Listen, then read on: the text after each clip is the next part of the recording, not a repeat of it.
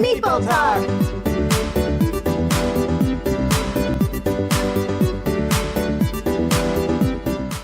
Hi everyone, welcome to Meeple Talk. I am Adam. And I am Stephanie. And we're here to talk about Broom service. Yep, so this game was produced by Ravensburger and Alea. It's for 2 to 5 players, roughly 30 to 75 minutes long. It is a points scoring game. The general idea, if you can see from the board, we have these witch tokens, and the goal of it is to move along the board, dropping off potions and earning victory points along the way. So, there's a lot of different components you can see here. You start out with 2 witch tokens. One is in this giant castle, and one is in this giant castle. So you move across the board from there. And your goal is, in general, for your witches to fly across the board and go to these various towers that have various victory points and drop off potions. And you have to drop off the particular color of the tower, the particular color of the potion. And these are all the different potions you see here, 3 different colors.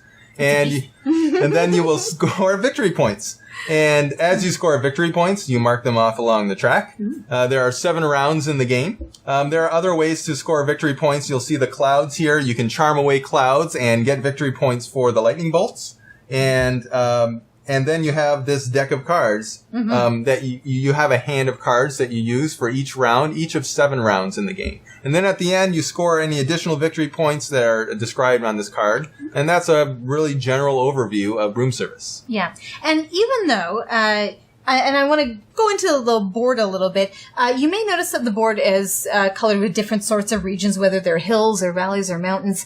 And that helps determine how you're going to choose your movement with which cards you're going to use. Now, even though you have a representation of a witch token, actually you have a band of actors, characters following along as you go, and that's represented by these cards. So I'll describe a little bit about how these work. So the witches, each one represents a zone that they can enter, whether it's forests, mountains, hills, and prairies, and their primary goal is to create the movement along the board. They do the main transportation. They can drop off potions as well. It's because they're flying on brooms. That's what allows them to move so quickly. It's very efficient and good for the environment. Yes. And then you also have the Druids.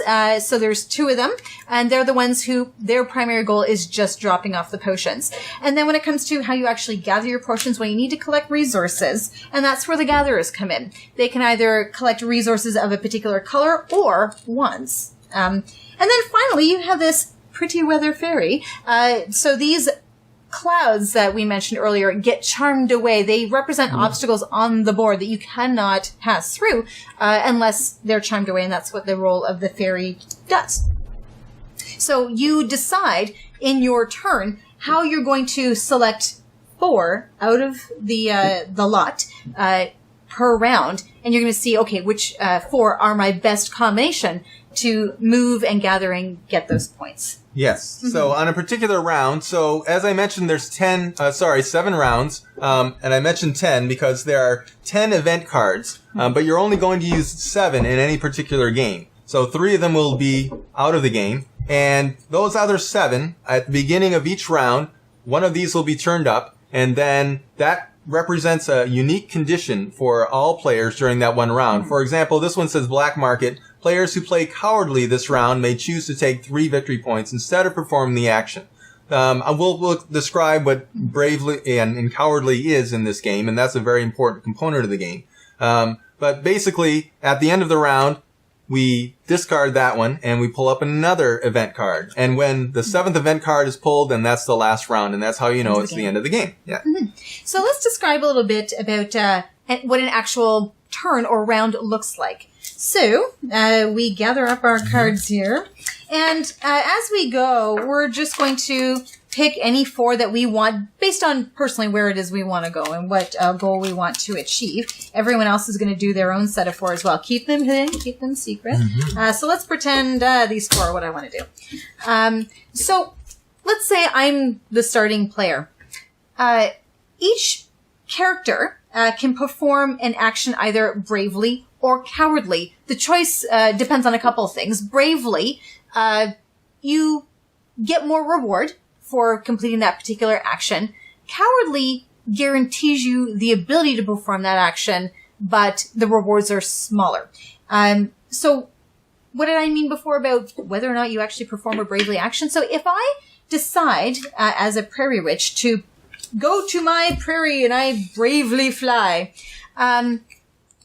everyone else, it's almost like you're playing a card game where everyone has to follow suit. If I play that particular witch, everyone else in the round who has that witch has to play it. They can then decide whether they want to go bravely or cowardly as well. Now, when someone goes cowardly, anyone who goes cowardly can do that particular movement. However, if I declare brave, and someone who follows me also then declares a bravely action, I lose the ability to perform that action completely. Yes. So that's where positioning, if you know you're the last one in that turn to go, it might be to your advantage to gain that bravely condition. But the other thing that happens, not only do you get the added reward, you then become the turn starter as being the last person to declare a brave action. Right. So that might change what exactly it is you want to do and how you want to perform it. So it's very strategic what you're going to do when you play out your card. If you're the first player, you're likely not going to say, I bravely take this action, because it's very likely that other players have that card. Mm-hmm. But part of the game is saying, well, did that other player take this card? You might say, okay, let's say they're gathering, the card is the green gatherer, the gatherer of green potions. And they may have a lot of green potions, so you might say, well, maybe I could say brave, because maybe they already have a lot of green potions, and so maybe they don't have the green gatherer in their hand. But if you're wrong, and they say, I bravely am the gatherer, and then they take that action away from you. So you're always taking a risk. And if you're starting, then you're more likely to be cowardly, because it's very easy for them to steal it away from you. But if you're the last person in a round with a particular card, then you might be more bold and say bravely, because you have nothing to lose. There's also another advantage for being a brave actor as well, because when you move along the board, you have to move or use the characters that represent that region in that specific order.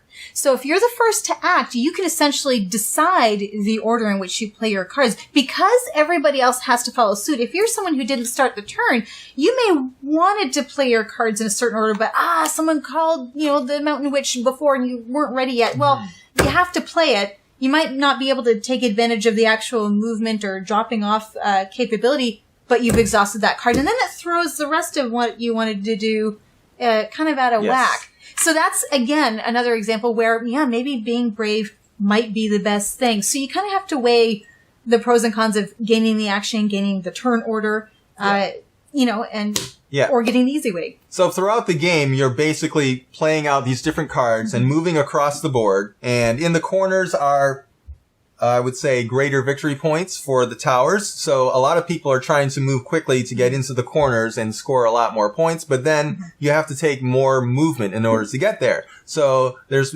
pros and cons for all of those different things. So basically, that's the basic game. I would say that this is a really good game, and I really like the kind of combination of trying to predict what other people have and taking risks with your cards, and also moving your witches across the board. There's different ways to score points. There's definitely different scoring avenues. You could collect a lot of the clouds and get a lot of lightning bolts, which score a lot of points at the end.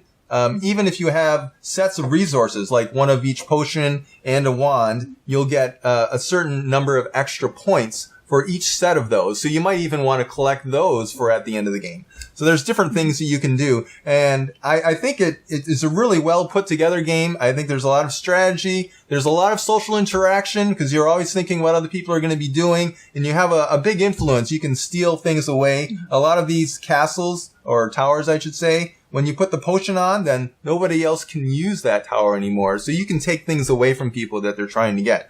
I like the fact there's a lot of interaction. It's a fairly simple game. I wouldn't say it's, too difficult to get into. A very well-rounded and really nice-looking game, I would say.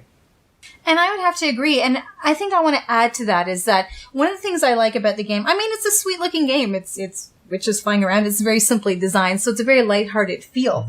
But I like the modifiability of this game. So we went little bit of a surface overview on the basic game, but there's a lot of ways to modify it, because when you first look at the board, well, you know the victory points tend to be higher. It's a matter of proximity from your main hub castles. The further you spread out and you go, you're going to have more victory point earnings. So to try to, especially this corner because it's the furthest away, so to prevent everyone from just zooming right over there, there are different modifier tokens, whether they're cloud tokens or other kind of amulets as well. And also these tokens as well that can get placed on the board that produce different incentives, especially when it comes to types of things that you can do to get more victory points. But these other types of tokens, it's almost like you've got an expansion built into the regular game. You can use it, you don't have to use it. And on the other side is another board, which is kind of where all of these expanded pieces are used. There's a couple that can be used on this board, but the other side is basically the advanced game, so to speak. So, yeah, they packed in essentially a game and its expansion in one box. And I think that was really smartly done. It's like they anticipated what some people might experience, especially when they play more than once. So it's kind of like they've got the beginner version and the advanced version all in one. Yeah. So in all, I think it's really enjoyable, and I would definitely recommend giving it a try. It's a fun game. We did mention before it is essentially a light strategy game. It's not too intensive, but it is a competitive game. But when we played, I noticed that we all seemed to have. It was all fun and enjoyable. We liked the character cards. We liked the way they looked, and it's the guessing part. It's almost like when you play card games with other people, you're trying to play the player, trying to determine, okay, what is it they have? What are they going to play and how are they going to play it? I think that's where the satisfaction comes in if you... I think it's a really unique that way. The first time I played it, to be honest, it was a little bewildering because it's a very different game from what we've played before. Bewildering and bewitching. And one other thing I'll mention, and other people have mentioned this, when you look at the box, it looks like maybe it's not a game for adults. Maybe it's a game for kids, just based on the art. And so I personally feel it's maybe not the best choice of box art, because this definitely is an adult game, and it has a lot of strategy. But I really like the way they put it together. I think it's a great game. You know what? And I would say give it a go. So that is Broom Service this week. We are, once again, Meeple Talk. And I want to thank you for watching. Have a great night. Bye-bye.